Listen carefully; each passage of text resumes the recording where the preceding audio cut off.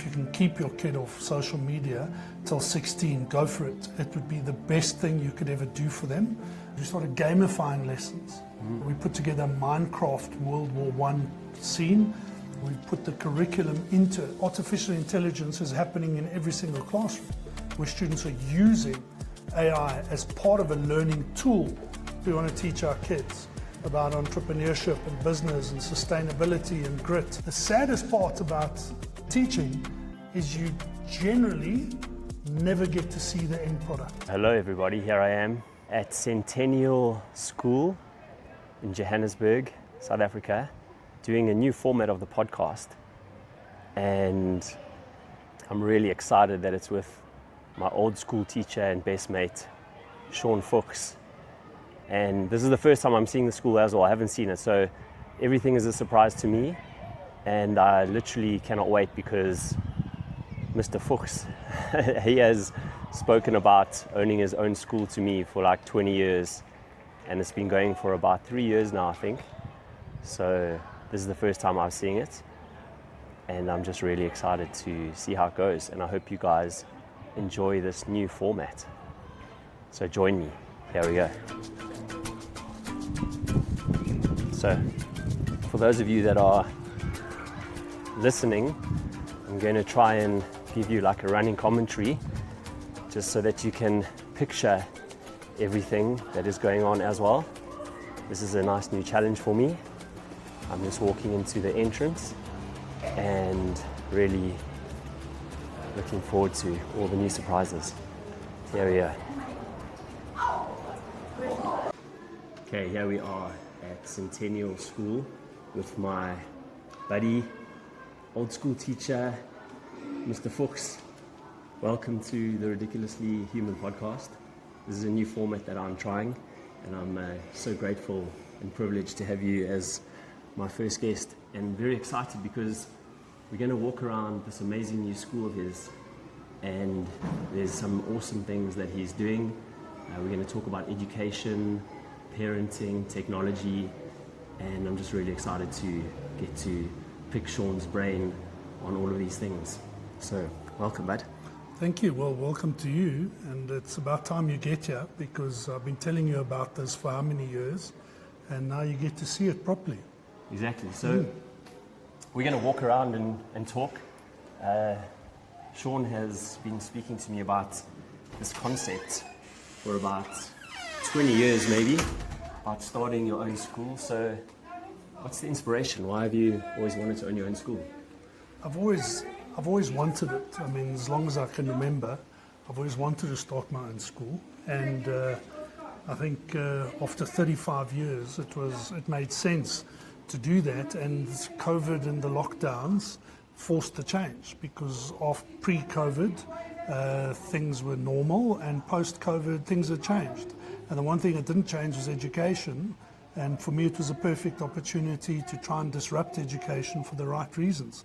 So we opened Centennial Schools. And what does disruption mean to you when it comes to education? It means our education system is not gearing our kids, they're not future-proofing our students. So they're going to, the pedagogy hasn't changed. They're going through the same teaching methodology as the grandparents went through, the parents went through, and nothing there has changed. Teacher in the front, teaching a curriculum that's completely outdated and for most cases is not relevant. Talk to anyone and say, what do you remember from school? Honestly. Let's take a subject. You mean subjects? Yeah, take a subject. What do you remember from your English class? Yeah, I mean, I know that we did like Romeo and Juliet, but or Macbeth, but I can't really tell you much about it. You can't. So take any subject. You actually don't remember. You remember the teacher. Yeah. You remember the fun things. You remember the things at your tours, your sports tours. When you went on sports tours, you remember those. Yeah.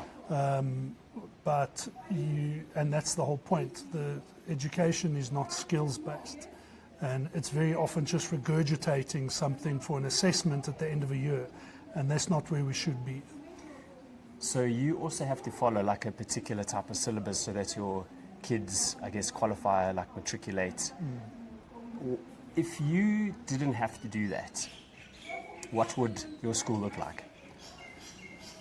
so different. I think I would focus on certain core things. I would focus on English. I would focus on maths.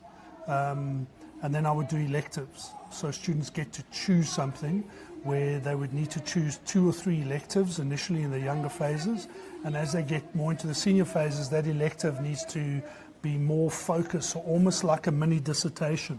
So they're doing research on topics that are relevant to them. So you've got a particular format, and the teacher then evaluates on a particular format a set of skills that's allowed them to get to the end result. So you might enjoy, Formula One racing, and you choose to do your dissertation on the mechanics of the latest model in Formula One and what changed it, whatever it is. And you're now going to be doing research on that. You're going to be doing putting your dissertation together with arguments for and against, maybe a hypothesis. So that's what education needs to be, not a set of curriculum that we end up regurgitating. And who cares about the Aztecs and the Incas? I mean, who cares about it?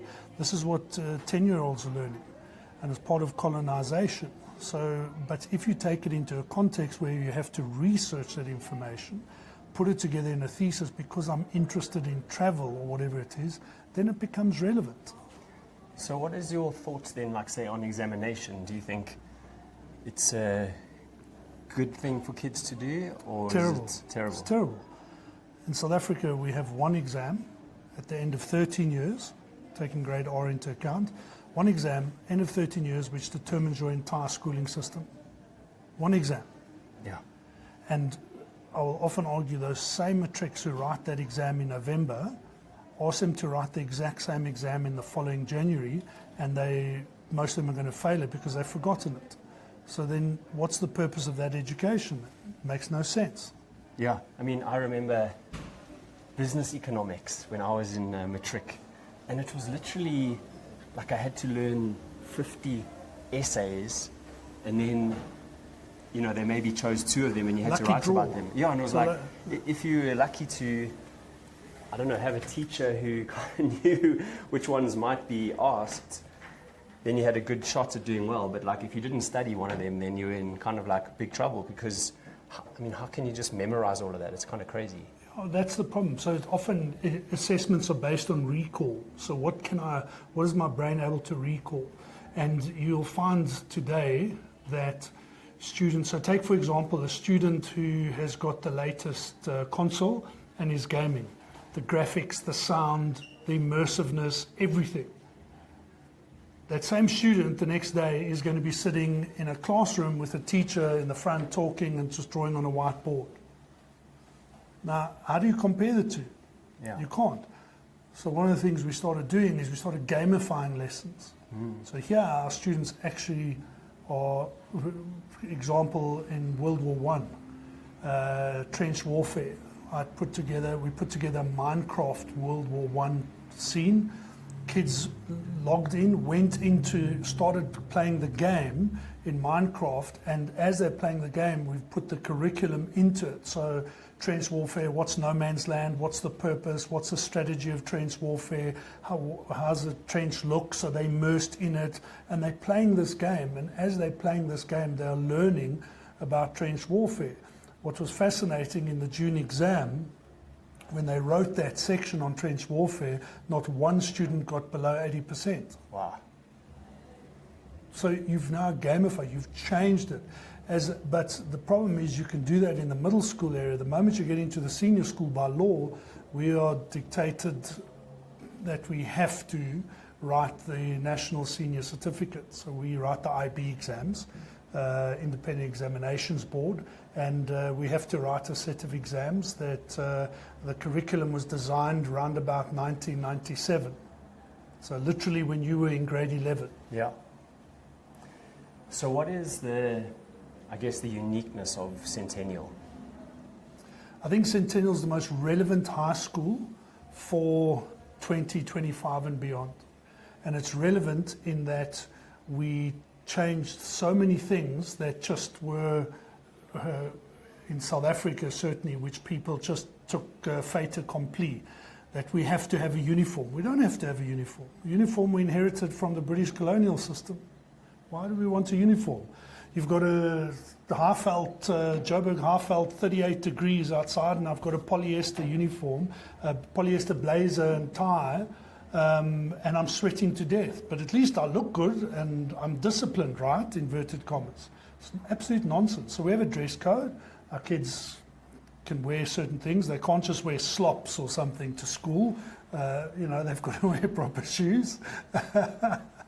I'm wearing slip-flops, by the way, and I got told, where are your shoes, Gareth? He's still my teacher, He's still. You literally would be getting a demerit, literally, on the slops. But anyway, so it's the whole point is the kids are casual and they just can, and also they can also be themselves. So you find, especially as teenagers, they're starting to deal with their own identities, their confidence, who they are, how they want to dress. So, and you'll start seeing this is how they dress, as opposed to one size fits all in a traditional uniform. I mean, that's a small aspect. Our classrooms are called learning hubs. They're big, they're massive compared to a normal classroom. The desks are mobile, they move around. We'll go and have a look now at one of the learning hubs. So the classroom is set up based on the type of lesson the teacher's going to teach. So if I'm going to teach a lesson where we're going to have a collaborative discussion, all my chairs immediately move into a circle. If I'm going to do an assessment, because I need to do an assessment, they'll go into lecture style. So traditional, desks in a row. Or I can put them into groups of 2 because you're working with a partner, or 3 or 4. Immediately the venue changes. So that in itself is different. Your teacher never sits down. Your teacher's a roving facilitator. So traditionally in classes, every single interview I've had at this school, every single interview, I ask the kids, tell me about your lesson. They will say, I go to history, sit down, teacher introduces the concept. After 10, 15 minutes, we do some work. Once we're working, where's the teacher? Teacher goes to his or her desk, sits down, does some online shopping, does some marking, whatever it is, totally disengages from the students. So with us, your teacher, there's no teacher desk in the learning hubs. So your teacher is consistently moving around, engaging with the students. With us, the teacher moves to the learning hubs and not the students in your middle school. So the teacher moving there, that's why the teachers have their own offices in the faculty hub. So the whole idea was to change the pedagogy, and pedagogy means our teaching methodology. So how do we teach differently? How do we teach that's relevant? So every kid in the school, every student has a laptop. Now when you say to a parent, when's the last time you took a piece of paper, punched, filed it, file dividers and put it in a cupboard? They laugh at you. They haven't done it in years, even before COVID and lockdown. Yet your best schools globally are teaching like that. Still, paper-based, textbook-based, etc. So our idea is to change that and to make it more digital, but there needs to be a balance. So the balance is, we know that when students are typing, their brain's more passive. When they are writing, their brain is more active. So we have a balance between the two. So it's not just get rid of writing, they still need to write, so they write their assessments, they write, but they can then scan that document and put it into one of their digital folders. And where did these ideas come from? I don't know, so many people have asked me that. I think a lot of it, it's always been in my head. I mean, you're taking 35 years of experience and what's worked and what hasn't worked, and experience from sports coach to managing director of a group of schools, and putting that into, I think, something that works. So it's always been in my head. I also did some research around it, what schools should be doing, aren't doing. And the nice thing is when it's your own, you can do it. And we will continue. I mean, what we talk about Centennial Schools, reimagining today's schools. So even today in 2025, we opened in 2022. Today we still have to reimagine schools for 2025. Because when we opened 3 years ago, artificial intelligence was literally something people spoke about. Today, artificial intelligence is happening in every single classroom, where students are using AI as part of a learning tool to work with. So we've had to completely reimagine again how we teach. and we've adapted to that as quickly as we could. So how do you like sort of not get stale and remain relevant? Do you have like sort of teacher sit down strategies? Do you go to other events like around the world, or how do you do that? Because, you know, like in South Africa there's been other schools like I think Crawford and some other ones that were real novel ideas, but then they slip back into almost the traditional school kind of way of doing things. So how are you going to, I guess, avoid that? I think it's first of all, it's my role as the founder to make sure we are always reimagining today's schools. Secondly, how you work with your leadership team so that their thinking is in that same vein. They then work with the teaching staff that they continue to do that. And you also want your students and your parents to push you to make sure you don't slip back into a very traditional schooling, 20th century concept of education. So I think that's an important thing. And you do a lot of research and reading on what is relevant and are we going backwards? And it's so easy to slip back. You can so easily see it. Often I'll see some of our teachers going back into that very traditional style of teaching. You've got to stop them, you've got to remind them, you've got to continue to push. So, whenever you disrupt something, you've got your early adopters, which we kind of have now, but you've got to continue to push to prove what you're doing is right. Not everyone can do it. If everyone did it, we would have schools like this on every corner. We don't. We have very traditional schools because people don't think like this. So you have to keep reminding yourself and pushing yourself to be relevant for today. One of the other things that you have at the school is like a huge gaming center. And I was just wondering like how that sort of ties into like, so there seems to be a bit of an issue now with, say, technology, with kids getting involved quite early, and then it's really impacting them in terms of their sort of mindset, even like emotionally, like I think we've talked about this, like, kids suffering from anxiety, depression, like how do you balance that out? Like when is a good time for kids to start using technology, social media, all these things? Because I can imagine it must be just a massive challenge for you. Yeah, it's one of the biggest challenges of this generation. Most of the issues around anxiety, depression come from social media because often what you see on social media is not the truth, and it's difficult to distinguish when you're a 12, 13-year-old having a look at that. So my advice to parents is if you can keep your kid off social media till 16, go for it. It would be the best thing you could ever do for them. Is that realistic? Probably not, but I would keep my kids away from it as long as I possibly could.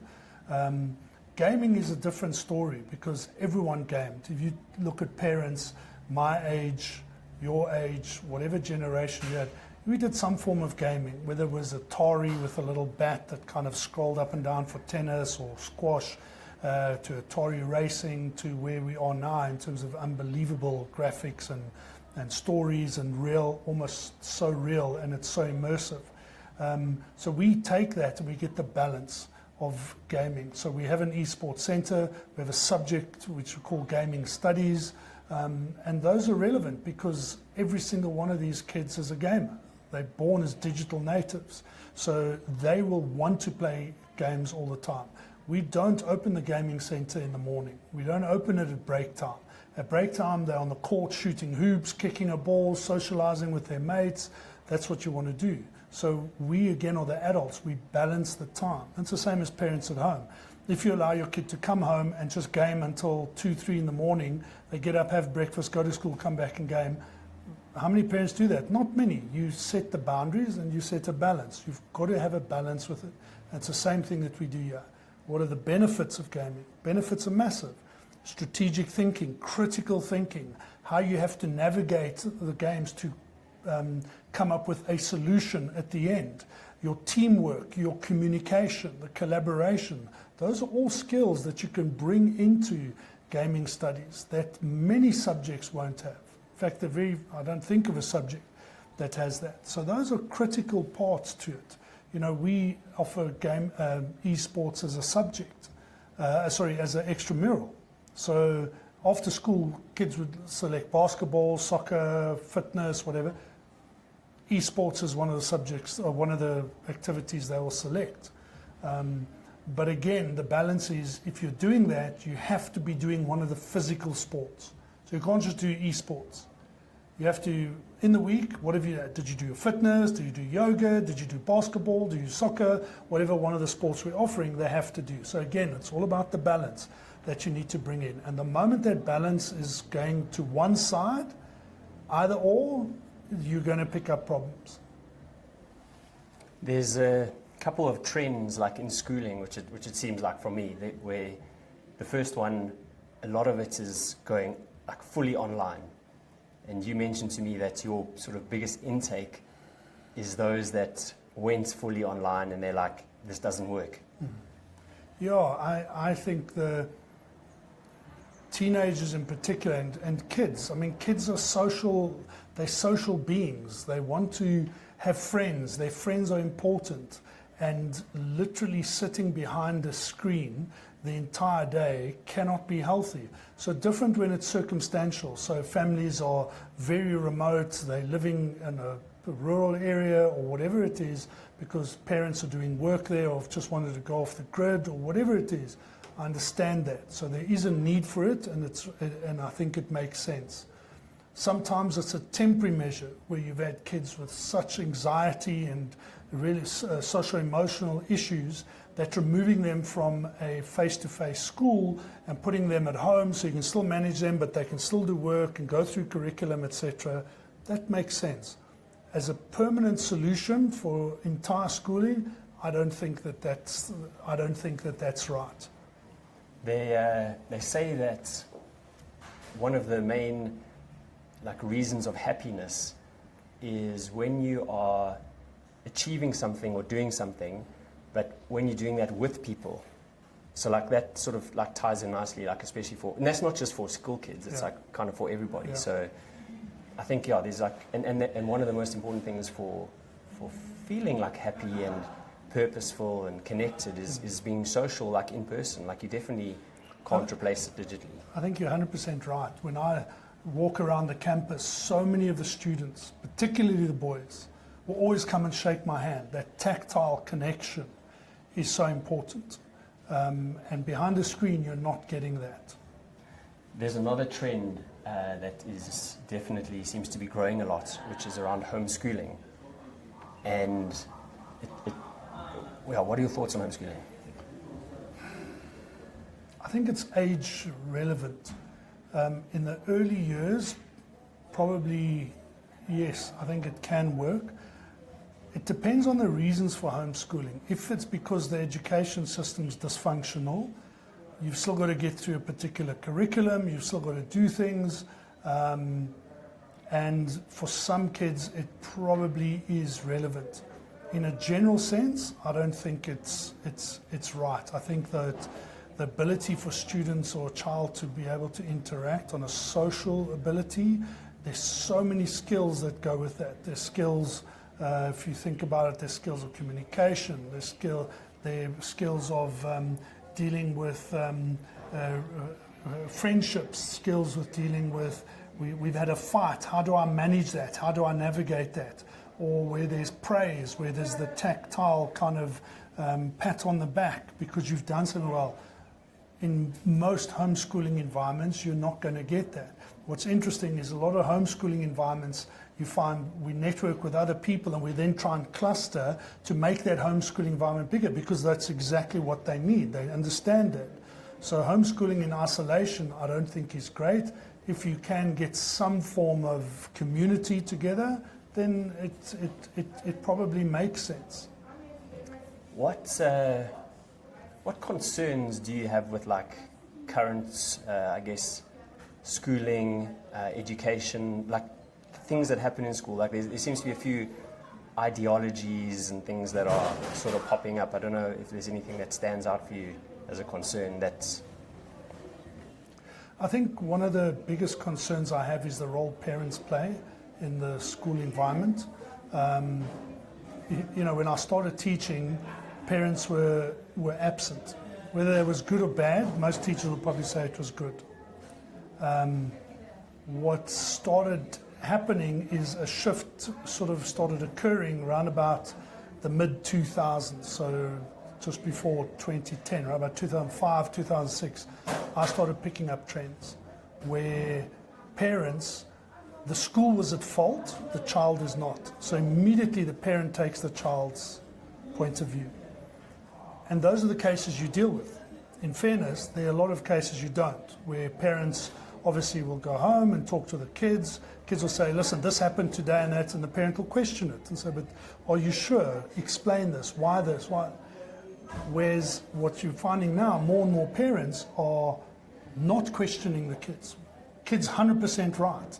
And they do not want to put their kids through any form of difficulty. So I don't want my child to have a hardship. I don't want my child to be upset. I don't want my child to kind of be, what's the right explanation? I think upset is probably the right thing. And then what happens is the parent comes down in full support of the student or the child, and the school becomes the school is the aggressor in that case, and they're not going to be interested in any kind of mediation or whatever it is. And I don't think you're teaching your kid anything. I don't think you're teaching him resilience. I don't think you're teaching him independence.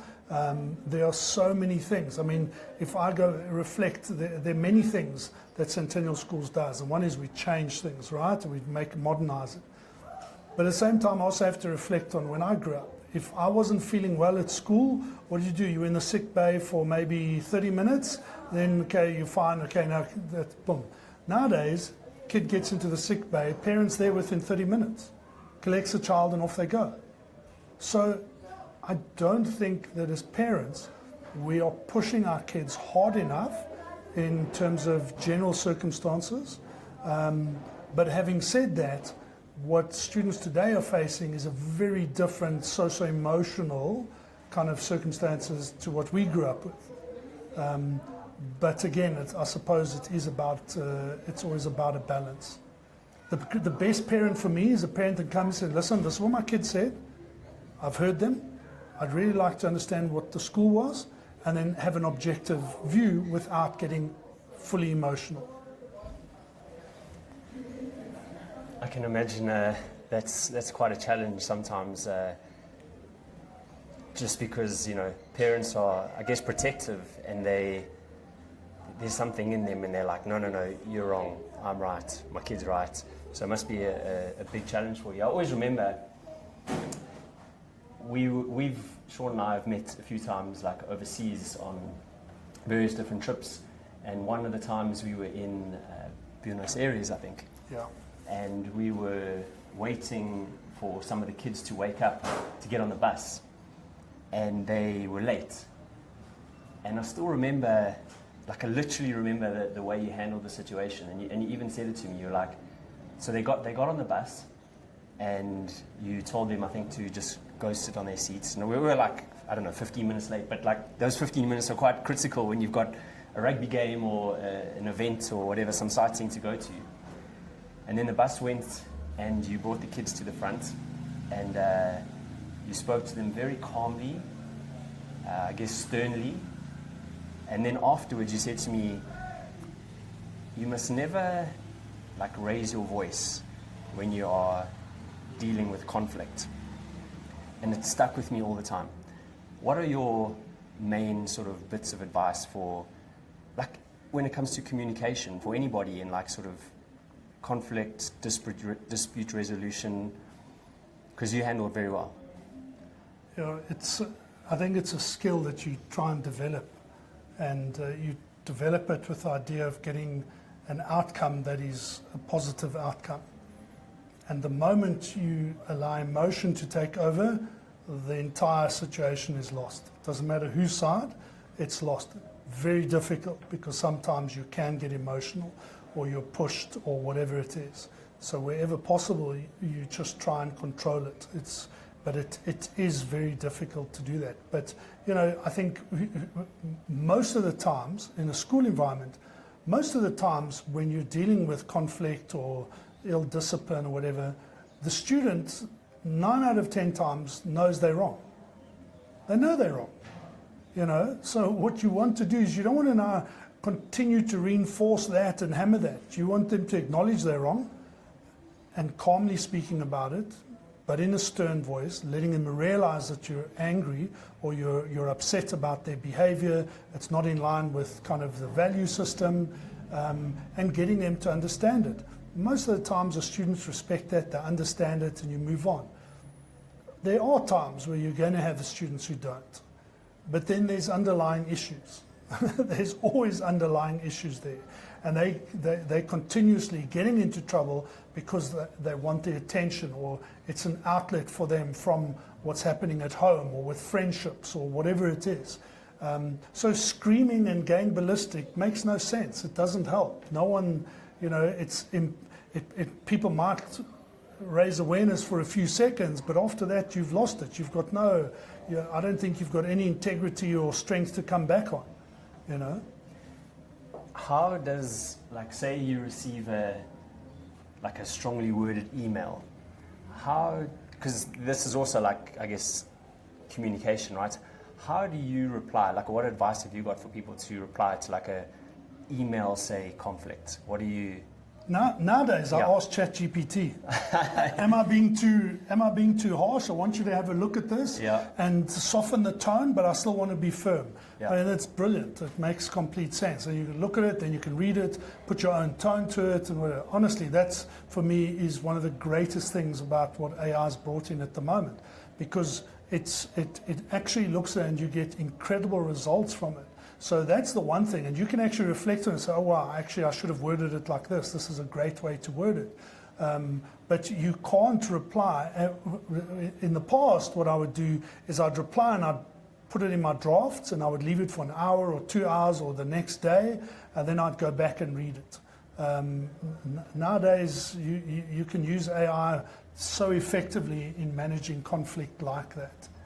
I always remember when I was working in an investment bank, I received an email from a friend, and I wrote this long reply because it was kind of an emotional thing, and I just turned around to one of my colleagues and I was like, can you, this is the situation, what do you advise? And he's like, write as little as possible. And that also always stuck with me. So what was a 3-paragraph 30-line reply. I remember that email that you sent. Now I understand it. Yeah, wow. I've always had issues with you. No, but seriously, it was and that's always stuck with me. Is the less you reply, the less the person... Less is more. Yeah, and the less the person can come back on, and the less that they can interpret, especially written, typed messages, because people interpret things so differently when they're written down. And I always thought that was every time I reply to something like that, I'm like, okay, reduce this by 90%. We will always try and have a phone call. Mm-hmm. So pick up the phone the parent, whatever it is, have a conversation. Most times, the person on the other end goes, yeah, you're right, I'm sorry, I was just having a bad day, or I was in traffic and I was quickly on my phone replying and I didn't think. And that's the problem where we are with technology nowadays. It is quite, it's immediate. So it's always how do you fight a fire? You fight a fire with fire? No. With a fire extinguisher? Yeah. 100%. That's what you want to do. Should we take a bit of a walk around the school? Let's go. And chat.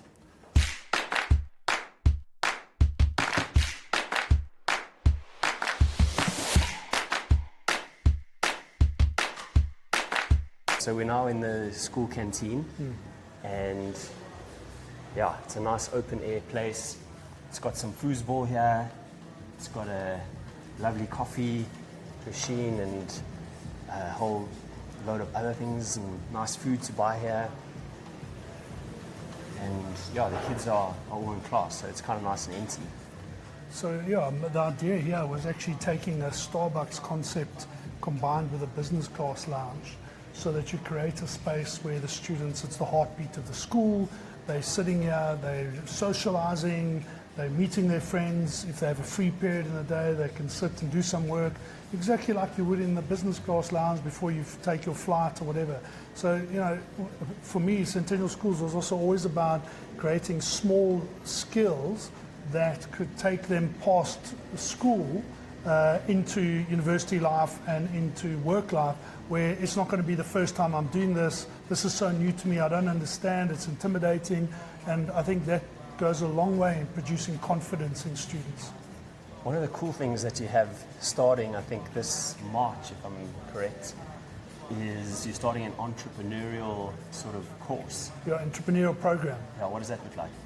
So the school for me runs on three kind of strong pillars, right? And the one is maths and science, critical.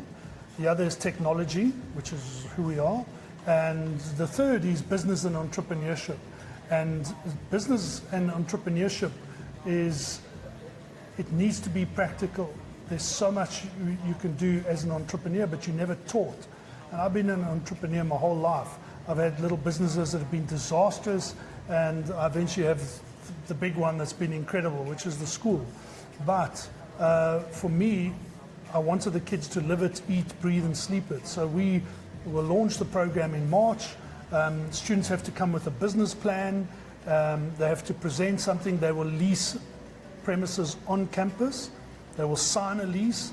How long are they leasing it for? Depending on the nature of their business. We want to look at sustainability. We want to look at who they're employing, what is the benefit. The school's putting up a considerable amount of money for capital. So that capital will go to the successful businesses that have made the application for the first round.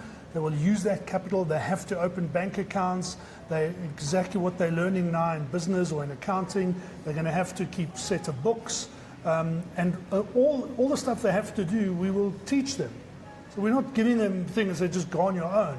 We're appealing to the parents. So parents who are entrepreneurs will be doing master classes with students on different businesses they've opened, some advice they've got.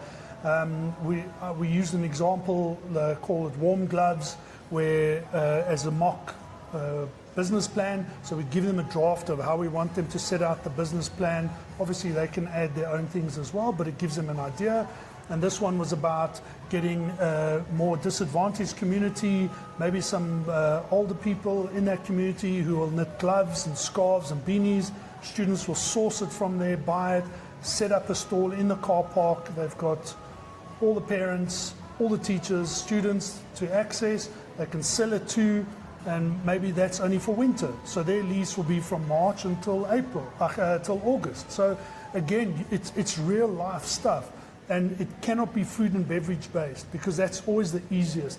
And this one, we want to really look, we want to challenge them on coming up with something so unique and so realistic. And you never know, this might actually become something quite sustainable that goes past school, or that for them becomes, actually, do I need to go to university? No, I don't. I'm making enough money on this, and you can upscale it. That's what we're looking for. I think that's incredible. That's the one thing that seems to be missing, say from traditional schools. It doesn't really prepare you for the real world in some ways. Traditional schools tend to have a market day. So they have like a market day. So on one particular day, everyone gets a stall. 90% of it is food. 100% of it's done by the parents, literally. So parents are running around, they're sourcing stuff, asking friends, give this, do that. And what have you taught the kids? You've taught them nothing. What we want to do is we want to show that it's cold. You've leased your area, you've signed a lease, it's winter because you're selling beanies and gloves and whatever. You're going to be there at 7 in the morning, way before school starts, and it's cold and you're freezing and you're shivering, but you've got to sell your stuff. It's not a case of running your own business is not easy. And you've got to be sustainable on that. And guess what? You've pulled in 2 or 3 mates, you've got to pay them a salary. So you might have to pay them out of your capital. You might have to pay them out of your profits. You don't take anything. That's a normal business. Where do you learn that on a market day where everyone sets up a stall and mom and dad are doing everything? It's not. For me, it's real life stuff that is relevant for our kids. Yeah, I think that's one of the most awesome things. And is this like a compulsory thing that the kids, or is it an optional thing? It's not compulsory. We want to appeal to our students that have entrepreneurial flair. Not everyone's an entrepreneur. I mean, entrepreneur, you need some big hands to deal with entrepreneurship, right? Because it's tough, it's hard, you fail, you've got to stand up, you've got to continue, you've got to reinforce it, you've got to reassure yourself. And that's what we're looking for. We're looking for those kids with grit. And entrepreneurs need grit. And not everyone has it. If we did, every single person today would have their own business. You don't. I can totally relate to that. Like, I think entrepreneurship is probably one of the hardest things to do. I actually think having a corporate job is pretty easy. You rock up, you do your job. You don't even have to be like exceptionally good, and you get paid, right, to do it. But when you are an entrepreneur, like, you eat what you kill, right? You literally have to show up, put in the hours, and it's extremely tough. One of my past guests, a guy called Seth Godin, wrote a book called The Dip, and he said most businesses, like, they'll like, people will start, and it'll be like, start to say, it's like a graph, and it's like up here, and everyone's so excited, and you know, like, I'm doing something new and everything, and then you sort of become more and more despondent, you know, as the sort of line moves down here, and you're like, oh no, what am I doing? And probably 95% of people quit at that point, at the bottom. Yeah. And it's, if they'd carried on maybe like that 3 weeks, 3 months, whatever, a little bit longer, they would have nailed it. But they don't necessarily have that grit, resilience, whatever it is. That the school was the same. Yeah. School was the same. Opening it in 2021, it was the middle of COVID, it was lockdown, curfews. So yeah, we're opening the school when everyone's doing homeschooling or online schooling, and we're doing a face-to-face school, disrupting education. It was hectic, and at that bottom, you sometimes will have a little peak that goes up, and then you're going to go further down again, and up and further down, and eventually it will come up. But even on the up journey, it's insane. That's really what we want to teach our kids about entrepreneurship and business and sustainability and grit. Can we carry on walking around and see? Let's go look at our fitness center. Wow, let's go look at the fitness center. I think this is such a cool idea, like Shaun was saying, to balance out the one awesome element of the gaming and what they teach around technology and all these things. They have a great fitness center. And obviously, you know, fitness is, when you look at your life, I mean, that was what sort of That's why I went into teaching, to be a sports coach. Yeah, that's like almost sort of defines you in many ways, you know, as a rugby player, as a water polo player, power lifter, all these things. Like, there's something really important about exercise in terms of, I don't know, just sort of defining you and building up your character, I think. I think I'm going to turn that fan off so we can get... So here's for those that are listening, I'm in an awesome studio here that's got all the weights you need, Swiss balls, plates, kettlebells, boxing bags, stuff for aerial yoga or acrobatic yoga. Your rigs. So the whole idea with the fitness was that we're encouraging kids to understand that personal wellness, physical wellness is beyond school. And the idea here is to inculcate in them the sense of, I need to take care of my body, I need to look after my health, and they will understand on the small things. So it's very CrossFit based, core focused, and you want to teach them that when they go into a gym, what is the etiquette? They understand packing the weights away, cleaning up, how to use the barbells correctly, the dumbbells, focus on technique. So of course the boys want to grab the barbell and load it with 300 kilos because they think they're like Mr. Fuchs and can do a 350 deadlift, but they can't. But they're going to do some form of deadlift, but you're going to teach them the technique behind it, the same with the girls. So that's an important part. And remember what I said earlier about the esports.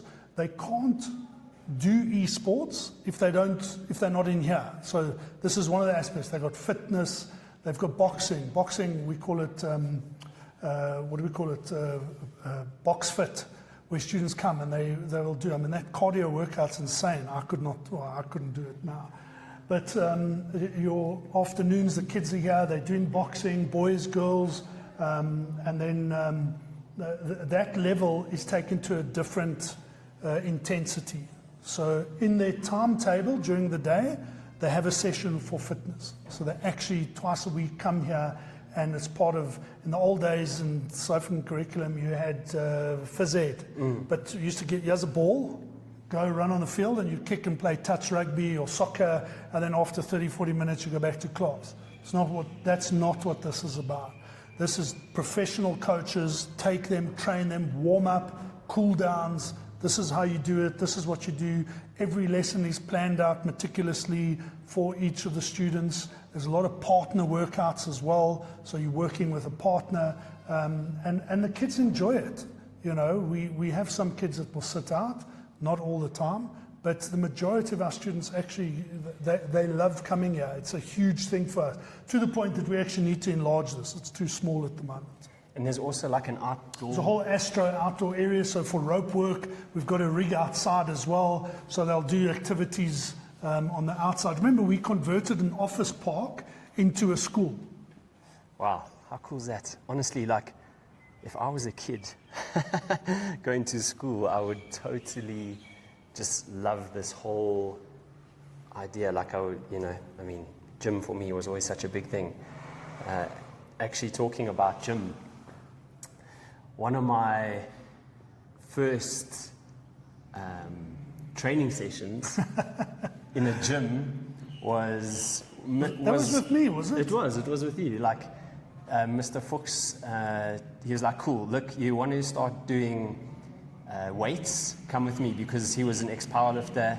And I still remember it was at 4 Mall. It was Health and Racket back then, I think. It was Health and Racket, yeah. Health and Racket. And he took me for a session, and like literally to this day, you know, which is a long time since then, I still remember like technique, counting, breathing, and then the cool thing that you touched on now was like the respect in terms of gym, like etiquette, you know, put the weights away, leave it in the correct place for the next person. And yeah, I mean, I think what's so powerful about teaching that I'm sure you're obviously totally aware of is it sometimes just takes maybe a few words or a few sentences, or like a, you know, event like that, like where you can really tweak, sometimes change the trajectory of kids' lives. It's a very powerful thought that you know the decision you're going to make or a comment you're going to make can change a kid's life. You know, and I'll always say to teachers, think of the person that influenced your life the most. Out of 10 teachers, 9 will tell you it was another teacher. And that's the same with everyone. I mean, anyone sitting listening to this now, think of that person that was the most influential person in your life. Probably one of those people is a teacher. So you carry an enormous amount of responsibility as a teacher. And what you hope is that most people use it positively. So in your case, it was positive. I mean, look at you today. You know, good outcome. Thank but you. that was but everything that you experienced was positive.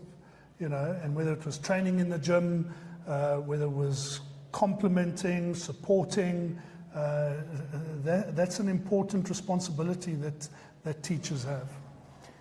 And exactly what you said, it could go the other way. I had one of my guests who obviously, you know, John Park, his dad was Reg Park, and he spoke in a podcast with me about how one teacher that he had singled him out, basically, right? And to this day, it's almost like it affected his sort of confidence and stuff like that. And that's how important the role is of a teacher. And I think, yeah, like I mean, I'm sure they do realize it, you know, but it sometimes feels like maybe they get it a little bit wrong. But then, you know, we can focus on the wrong, but then there's also sometimes most of the time it goes like really, really right. The thing that I love about you as a person and as a teacher. Sorry, if everyone's listening and watching, this camera is now on face detection, so it's focusing on me, and I'm not going to turn it off yet. I thought we changed it to focus on the good-looking person. We did. That's why it's here. No, but like something that has obviously always shown up in you is your connection with pupils, and like they become your friends after schooling. Why do you think that is? Like, because that's not necessarily common. When I tell, my friends, like say overseas or whatever, even, in South Africa, I'm like, Fuchs was my school teacher. And they're like, what do you mean? I'm like, yeah, well, that's just the way it is. But you have a lot of ex-pupils that are your friends. What is it, do you think? Maybe about you or, yeah. Well, you've got to rank them first of all, from number 1 down to number 100 and whatever. I used to be number 1, but now these days I'm like way down the list. No, I don't know. I think because we never had kids, I never had kids myself. I think that always allowed me to open up and develop friendships with students, particularly after school, obviously. I mean, during school, yes, you develop a particular closeness to students, but it's always obviously professional. When you leave school, I think what you've done for them, how you've cared about them, I think that's probably the key point here, is when you show people you actually genuinely care about them, they will never forget that. Yeah. And that sincerity in how you care and what you do is, I think, what's contributed to the longevity of those friendships. I mean, that's, and also there's so many, it's not every student. I've taught and been kind of in a teaching role for hundreds, probably thousands of students in my 35 years. I will bump into them and many of them, but I don't have that relationship with all of them, unfortunately. It's just not possible. But for many that I do, I think a lot of it was about caring. There was a lack of something at school for them. You fulfilled a parental role or just a caring role, the older brother role, whatever it was. And there are many teachers that do that as well. And have you found that you've got many sort of past pupils that now have children that are coming to your school? Oh, my nightmare, yes. I'm sure I taught your father, or taught your mother. That's as a young teacher, I used to laugh at that with older teachers. Now I'm in that position where I've literally taught the parents that are sitting in my office and the kids in my office as well. I'm like, this is not happening. But it does happen, yes. And I think some people consciously want to. I had a case with one past student who you know very well that was with us in the Fourways High School days, who literally was going to send, he lives in the UK, was going to send his oldest son of, I think it was 13, going into first year of high school, to South Africa to stay with his mom so that he could come to my school, because he was like, I trust you, I'm going to trust you with my kid, and I'm going to send him there because I can't get him into the school I want here in the UK. And that was a conversation we had. I mean, I was blown away by that. That's insane. But that's the level that he was prepared to take it. Fortunately, they got him into the school they wanted, so that didn't happen. But I mean, just thinking about that for me it's just mind-blowing. You know, when you talk about different levels of success, what is success? Is it that I drive a massive big car and I've got a big house and I'm traveling overseas and I've got money and I've got a yacht and I don't have that, by the way, just for the record. But that's not, money for me has never been about success. For me, success is that example I just gave now. That's success. The fact that you've taken the time to come here and want to have a conversation with me and genuinely and sincerely listen and ask questions, that is success. So, you know, you certainly as a teacher, I suppose you measure success at different levels, but for me, that's successful. The saddest part about certainly education and teaching is you generally never get to see the end product. Yeah. So yes, I still see it in you because we still have a contact there. But many students I've taught, you will not see it. You don't know where they are now. You know, so it's the one profession that you just don't see that end product. And when I say product, I mean obviously student, but in a caring sense. Yeah, absolutely. No. Should we go check the? Let's go look at the esports.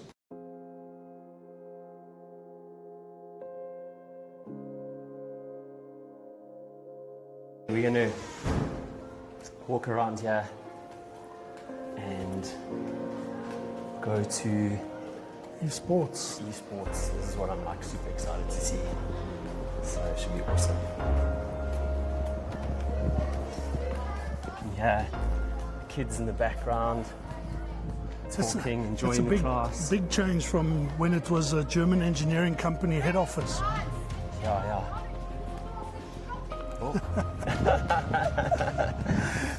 General knowledge. So here we go. I'm going to turn this around quickly. For everyone that is listening, this is the esports center we're about to walk into. And wow, what a pleasure. Check this out. Oops.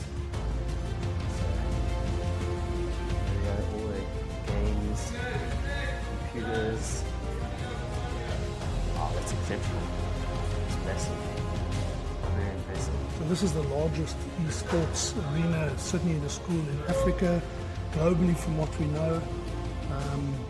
If you've got what you came into, that 30-seater gaming lab, I think let's head off to the far side over there. We're going to walk and check things out here. There's a few kids in there now playing games. Sim races. There's the what do you call that? These are like sim races. Sim racing. Wow. What is that? What is this like a? This looks like an auditorium almost, like, but with a totally different spin on an auditorium. Yeah, so this is your esports arena. So this is the actual competition area. So if you look behind us, you've got your 5v5.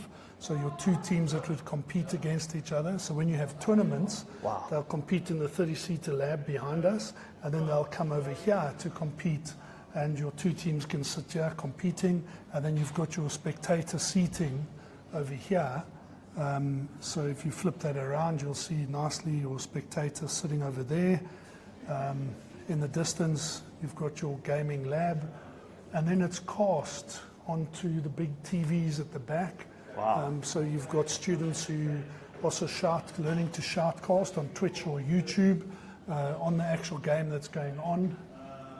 So there's no school that's built this, absolutely no school. We're the only ones we know of that have actually come up with this. And in my research in putting this together, I did a lot of research, and what I could find was from universities in America, so American colleges who had kind of done this. They tended just to do the lab. So if you flip the camera around, you can see, if you go that side, you're going to see the sim races. So there we're busy setting up a Formula One league. So students will be racing Formula One. And what we're doing is they race that on Friday. So if, for example, Formula One is in Singapore this next week, then they will be doing the Singapore track. So they'll be racing the Singapore track. And then on the Sunday is actual Formula One day at Singapore. And then the next week they're in Monaco, or they're in France, or they're in Silverton, or wherever. So it's quite realistic. And sorry, just to interject there, do you add any teaching into that? Do you go, this is Monaco, this is a principality? Do you do anything like that? Or it's a good thing. We don't specifically, we don't do that, but I'm going to bank that. Can I have that? It's all yours. Thank you. But over here, with the sim races, with our juniors, our middle school, they actually learn to drive. Yeah. So we have with the Seta Corsa, they actually, because if you can take some shots just now and show that interactive steering, brake, clutch, accelerator, gear lever, so the kids actually learn to drive. And of course they all want a Bugatti or supercar, and we give them a little Ford Fiesta. So they've got a Ford Fiesta that they've got to ride. They don't enjoy that, but anyway, they learn and they understand. So they actually start teaching, because if you think, where do pilots start? Simulators. Yeah, exactly. We do the same with the kids. Wow. So they learn that. To the left is a FIFA lounge. So this is the FIFA setup over here. So students who want to compete in FIFA. And the very far side is a casting studio, so students actually learn to shoutcast. Shoutcasting is commentating on the matches taking place, like you would commentate on a soccer game or a cricket game.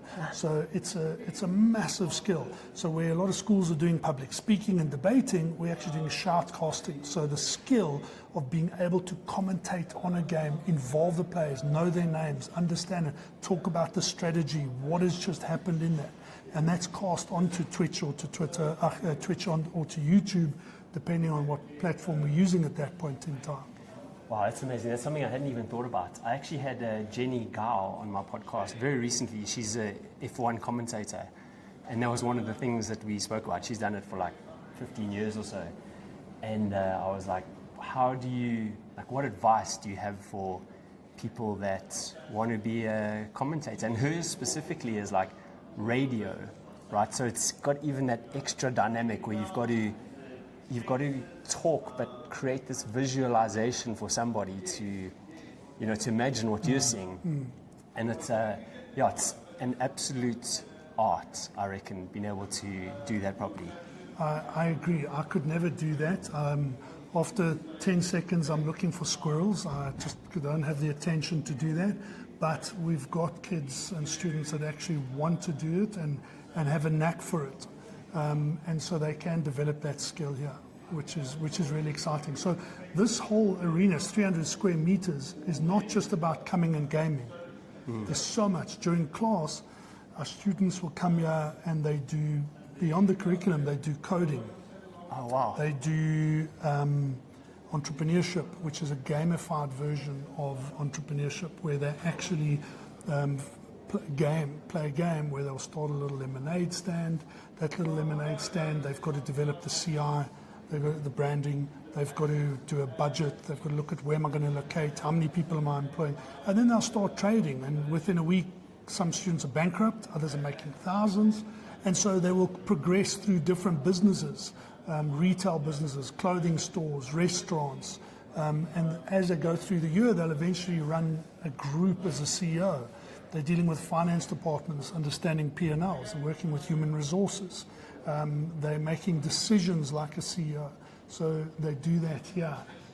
We also introduced, through partners of ours, CoinEd, where students actually learn blockchain and crypto, so digital currencies. And they will eventually open wallets and trade. And we explain to them what they will do, the different currencies. What is the purpose of digital currencies? Where did Bitcoin come from? What are the dangers? What are the scams? Where do you have to be careful? So you're educating them around that. So that, again, remember, falls into our 3 pillars with the business and entrepreneurship. So you take all of that and you combine that into the entrepreneur program, it's a win. So, you cannot come here and not feel that you can excel as a student, certainly if you're in business, tech, or the maths and science, and even the creative arts. Our students do the Adobe suite, so they will do content creation, they do film editing, they will do design, but it's all digitized. Sure. That is incredible, I must say.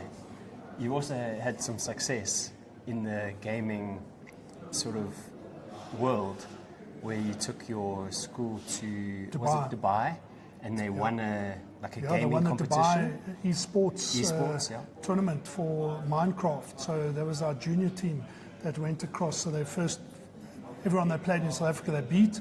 Then there were 5 countries in Africa that we then beat, and then we flew into Dubai. We went to the esports festival, and there we competed in a proper esports arena against the top 7 schools in Dubai. We were the 8th school, and we won that. And that was incredible. I mean, the schools then wasn't even 3 years old, and for us to go and achieve that was amazing. and the students won. They also won some really good prizes. So parents were delighted. Gaming is like such an incredible thing, I guess, when it sort of becomes this, like part of your sort of knowledge base and sphere and things like that. You obviously become more aware of it and stuff. And for many years, I don't know if it's still the case, but I think it still is, the highest earners on YouTube, and we're talking like millions of dollars, are actually gamers. And what they do is they record the games that they play, and because they're so good, they have like thousands or millions of people that follow them and watch their games, because there's all, like, I guess, tricks and stuff at certain levels and all these things. And I mean, it's pretty incredible when you think about it, that like that's one of the highest earners on YouTube. Yeah. Gamers on YouTube have a huge following. I mean, our kids will know them by name, who they are. And we've actually got quite a few students who have their own YouTube channels, whether it's for gaming, whether it's on motor cars. I mean, one of our teachers has also got his own YouTube channel, and he reviews different cars. So, you know, I think it's a very modern approach. And for me, it's, again, real life. So students in class can talk to the teacher about content creation, about what it is. Those students who want to go into be content creators. I mean, you ask kids nowadays in the interviews, what do you want to do? I want to be a content creator. I want to be on social media. I want to be, and I mean, how many times, if I visit a city today, I will go and search on YouTube or TikTok, for me, YouTube, visiting Cairo for the first time. And I'll try and find someone who's been to the city, shows me the ins and outs and everything. And by the time I arrive in Cairo, I've seen it, understand, don't do this, don't do that, don't get scammed like this. What a pleasure, you know. And those people were never intended to be content creators. You didn't intend to be a content creator. In some aspects you are, with your own podcast and that. I mean, you were a banker. Yeah. Look what you're doing now. But now imagine if the schooling that you had from the age of like 11, 10, taught you to understand this, the level of where you would be, how you think, how your creativity works. I mean, it's just insane. That's what Centennial Schools aims to do. Yeah, I mean, it's like a very different mindset. You know, for somebody like myself that's worked 20 years as an investment banker, you're quite structured. You have a certain way of thinking and viewing the world, and you know, you think like, oh, guys that are, like, say, the traders are, you know, doing very, very well for themselves, and they are, right? But they're also sort of bound by sort of corporate world and what they can do. And then when you transition into, like, say, entrepreneurship and like content creating and stuff, you actually find out the people that are really earning one big money, but also have this like autonomy over their lives. And the opportunities outside of corporate for me are like way, way better. Corporate has like a ceiling, but when you're an entrepreneur, like, the world is your oyster. You know, you have so much opportunity. And I think what you guys are doing here is like incredible. Like, you know, you're not just changing this generation, but you're changing like future generations as well, because they do literally have a different mindset to other kids that are in traditional schools. We have a huge following on social media. So our TikTok account is just short of 200 students. And you'll get traditional schools and they'll post, yeah, but do you have rugby?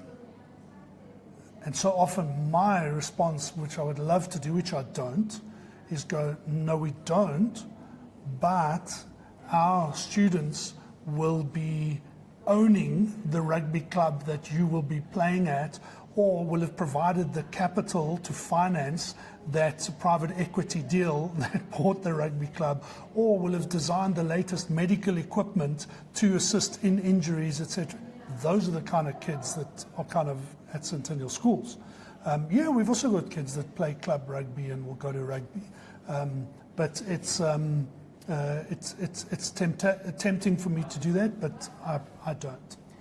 And what are you most excited about, like in the sort of coming months, years, around schooling, I guess, and education in particular? on a personal level, opening the next campus, which I would love to open in the Western Cape, just for me has the right space and the right ring to have Centennial Schools Cape Town. So I would love to do that, and we'll get there. We will get to that part. From an educational point, what you are seeing, there are elements of the very traditional schools who are looking at us and going, should we be doing this? Maybe what are they doing? Looking at our learning hubs, looking at how we teach, the use of our technology, the building an esports arena. So we're already setting, I think, a trend and a benchmark in how we've modernized education. Yeah, it's very exciting. And my last question, which I always love to ask my guests, is what does being ridiculously human mean to you? I think for me, in my own personal capacity, is about actually caring about people and making a difference in people's lives. I think that's the most important thing. That to me is ridiculously human. So I just want to say a massive thanks to Mr. Fuchs, Shaun, for coming on the podcast today. It's always just so cool chatting to somebody in person, seeing like the authenticity, and also just like a massive congrats, but like the school is incredible.